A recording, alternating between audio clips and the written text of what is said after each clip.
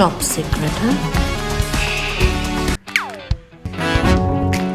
মহানগর খ্যাত নির্মাতা আশফাক নিপুণ আর অভিনেত্রী জয়া আহসান এবার একসঙ্গে একই কাজে।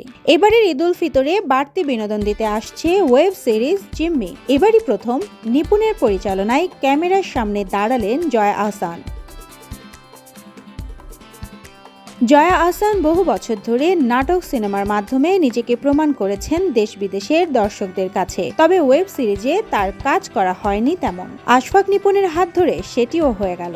এবারের ঈদ উল ফিতর উপলক্ষে 28 মার্চ জিম্মি আসছে ওটিটি প্ল্যাটফর্ম হইচইতে। জিম্মি সিরিজের কোন বিষয়টি অভিনয়ের জন্য জয়া আহসানকে টেনেছে এমন প্রশ্নে জয়া বলেন, আমি নতুন কোনো কাজ করার আগে 3টি বিষয় সবসময় খেয়াল করি, সেটা হলো গল্প, চরিত্র ও পরিচালক। জিম্মির ক্ষেত্রে এগুলো সব মন মতো মিলে গিয়েছিল। সেই সাথে আমার ওয়েব সিরিজের শুরুটা করছি হইচইয়ের সাথে, মুক্তি পাবে ঈদে। সব মিলিয়ে আমার জন্য বিষয়টা বেশ রোমাঞ্চের। মহানগর সাবরিনার পর দর্শকদের জিম্মি করতে আবার আসছেন আশফাক নিপুণ। নতুন সিরিজ নিয়ে তিনি নিজেও বেশ উচ্ছ্বসিত।